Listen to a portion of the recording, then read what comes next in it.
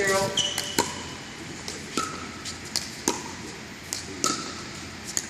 That's long. So 0, 1.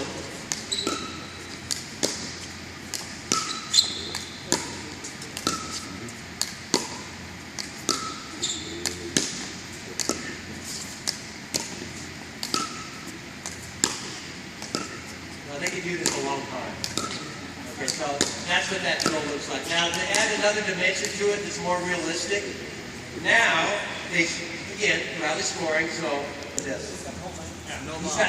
No lobs. Yeah, this version, no lobs. You can also do a version with lobs. So right now, there's no lobs. And it's good, too, because we start with the dink, and we're looking for a chance to attack. Yeah, they're looking. Yeah, this is what really happens in a real game.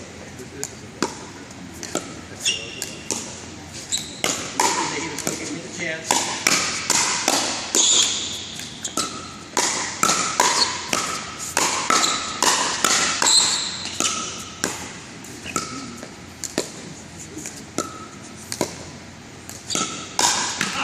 Isn't that something? Now, did you see how they turned the hard ball back into a softball? Because the hard ball came down here. If I hit this hard, it's going to go high. So they turned it right back into a softball. Oh, whatever you want. Plate 11. You can do cross court, dinks the same way.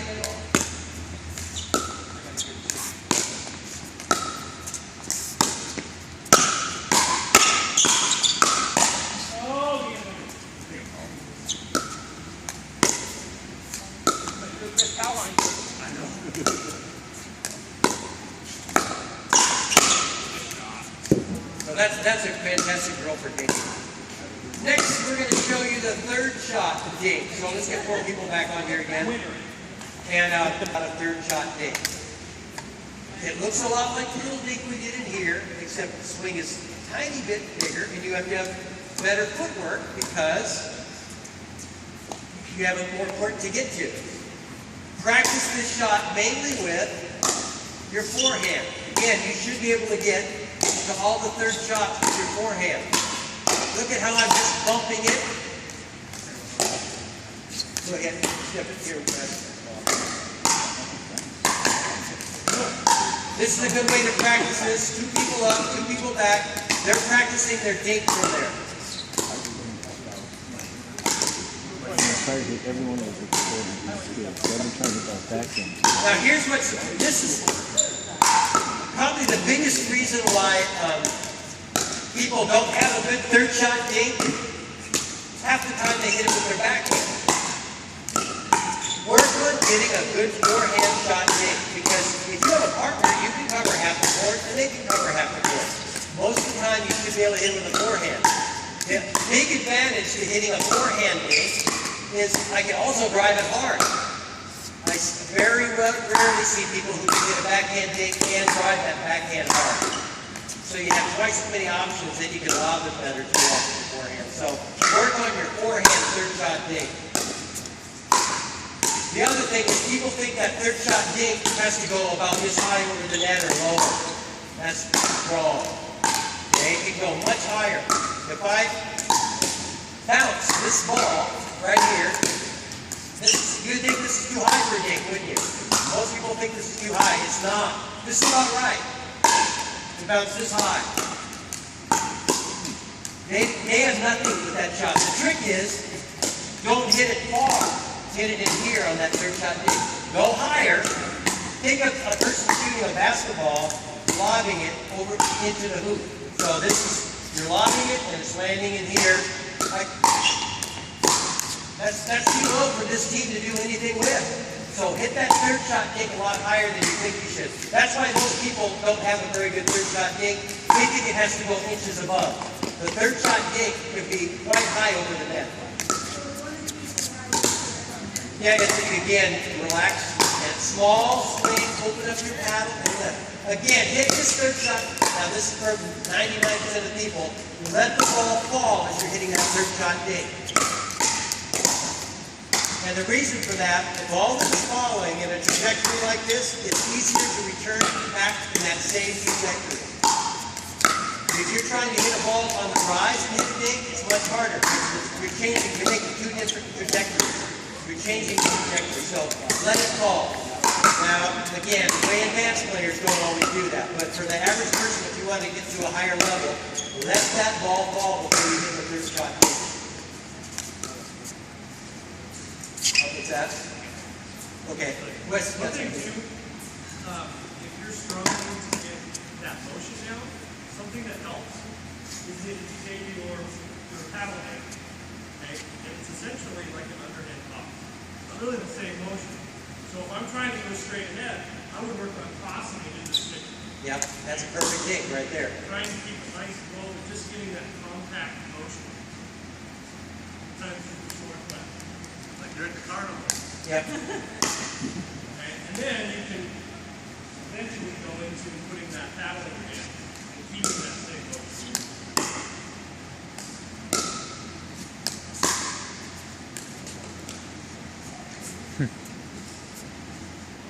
Any questions? I mean, that's a huge shot. You have to practice it. It takes touch. But good footwork, and then once you get there, keep your body still and just a little bump. And again, probably the biggest thing I can tell you is hit the ball way higher than you think, but not far. I always have partners go, oh, I hit it too high. No, you hit it too far. Because that's where they're standing. Almost when we go to strategy, we go, but I would say if you watch like the 5-0s today, probably 95% of the third shots were a dig.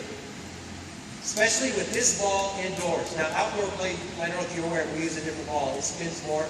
They do hit a little harder, so probably they don't hit that third shot dink 90% of the time. They probably hit it 80% of the time. Still, the shot you have to win doubles. Anything else you guys think of on that third shot dink? Yeah, good. Yeah. Hey, Steve, I'm going to do return to serve before I do that. Hey, Steve, one thing on that, that's a shot you practice. So golfers that really want to take strokes off their game, like often you go out and you just say, I'm going to putt for an hour today. So it's okay to go out and work on a third shot drop for a half hour, 45 minutes, not just 10 or 15 shots and, okay, it either feels good today or it doesn't. Invest that time in the practice part because it makes a huge difference. It really does. And, you know, if you have a wall, you can put a line on your wall, and you can do this all day. Now this is just dinking here, but you can do the same thing from put a line on the wall and practice dinking from the baseline. So walls work well too if you don't have a partner to hit that with. Okay, next shot we're going to show is the return of serve. So we went over the serve earlier. Return to serve, you have to come into the net when you hit a return to serve, don't you? If you're staying back, you know, that, again, that's the biggest mistake. You got to come in. There's two ways of doing that. If you're kind of a beginner at it, maybe you don't have, your background isn't quite tennis yet, your footwork will look like this. You'll just hit your ground stroke, hit it, and then you'll run in. When you get a little more advanced, it'll be exactly like the tennis players do. It's what they call chip and charge, where I am going to actually step through the ball. Now, I don't want, I don't want to make the mistake of making you think my head's going to bob up and down, but my footwork will look like, go ahead and give me one, Chris.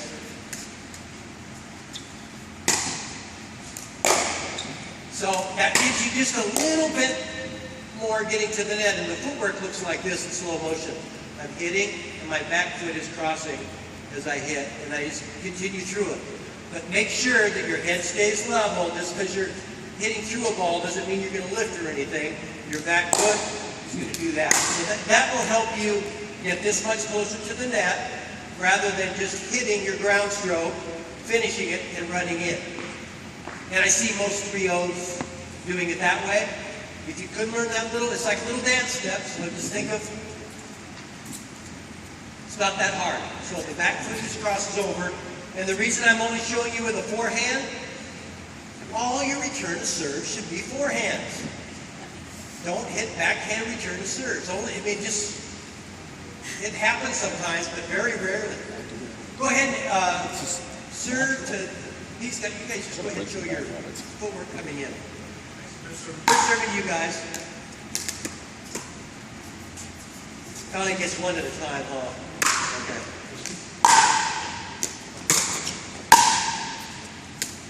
So we're just worried about that. So go ahead, Wes.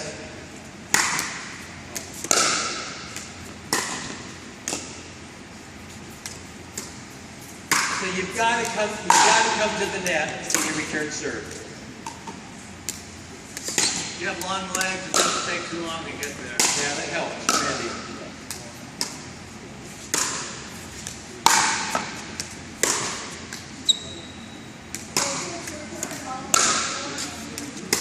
Right, exactly. That's a good question. So I'm right-handed, so when I return serve, I'm going to definitely have much more of my court is going to be a forehand. Even if it lands there, I'll run around it and hit a forehand. Singles, that would be a little different because I'd be out of position. But in doubles, remember I got my partner here and I only have to run to this spot. So doubles, return with your forehand. Forehand. And just get it deep, don't hit it out. The worst thing you can do is miss your return serve because you've just given away a 3-point. So don't try to hit hard blast serve, return serve. Don't try to hit it too low. Just get them back and get to the net. Protect the net.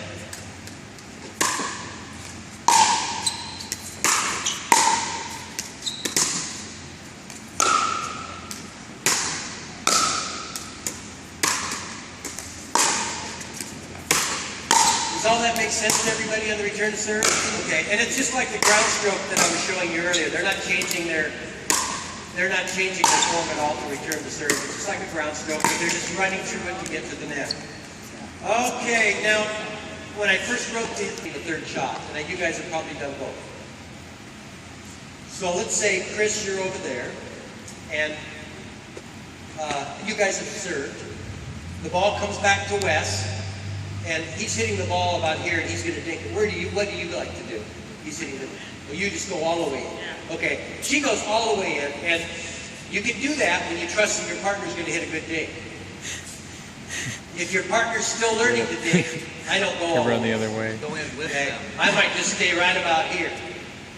But if you have a really good partner, you're trusting. Then the nice thing what Chris just said is she's going to go in. And she knows that Wes is going to come right in there with her, and there's going to be all 4 people at the net. That's why you do it, right? You can, if you're kind of, you're not going to always have 5-0 partners who are going to do that. So watch your partner and see. They usually know if they hit a good shot or bad shot. Now, if you hit a high ball, don't run in behind it. If you hit a bad dink, don't run in behind it. Wait. You might have to wait 2 more shots to get that dink, and then go in. The whole thing in doubles is you're making the other team hit up, and hopefully you get to hit down before they do. So think, dink, if you're hitting it up. Now, if I'm hitting this ball up, even in the middle of the court, a volley comes to me. I'm going to dink it if I'm here, because I can't drive this real hard. Maybe Wes with a forehand would hit this one hard. But if you're hitting the ball up, first thing you should think about is, I'm going to hit a dink. Dink, until I can hit it down. If you play really good teams, you can look back and go, I don't think we ever got the chance to hit the ball down. And that's what happens. So that's a basic strategy. Try to be the team that is forcing the other team to hit up. Okay, I don't like lobs from the baseline, and it won't work if you want to get to higher levels. When you're lobbing from the baseline, the other team's at the net, you're lobbing from the baseline, you're just going to get into a rally where they're hitting down and you're hitting up. So I'm not a big fan of lobbing from the baseline. I do like lobbing from the dink there. If we didn't show that, would you show it? So you're dinking and throw like hard to lob over Randy, but okay, he said he'd give it a try. This is really when you see good players use lobs. It's right there, almost. Because they don't have time to react to it then. You'll rarely see them lobbing from the baseline. But you'll see lobs off of dinks. How about a volley dink, too? Volley, another good thing is to hit a volley dink. So he's going to volley lob. Yeah, that's what I meant. So, and that surprises people the most because they're expecting a dink and then all of a sudden they pop it over your head. The lobbing from the baseline, I'm not a big fan of that. I don't see it win very much. Almost always, as soon as you throw a lob up from the baseline, your percentage of winning that point have dropped. And pretty much the game is works on percentages. Okay, let's go back to the baseline again. Other important thing for doubles, of course, is to communicate with your partner. Well, a lot of people today, well, this is the first time maybe they ever played with a certain partner. That happens in tournaments, so it's hard. So if you are doing that, make sure that you guys, if you serve, the ball comes back, you call out mine. I got, especially the ones in the middle. And you and your partner have to decide who's going to always get the middle balls. So have that always, predetermined. Now, usually is whoever has the forehand. Randy and I play stacking. We're going to talk about stacking in a minute. We have both our forehands in the middle, so we have to communicate even better on that. If you're left-handed, you rock. Yeah. Okay, those are just basic things that if you do those things there, your game is going to improve. Now we're going to talk a little bit about what the 5-0s do to get a little bit.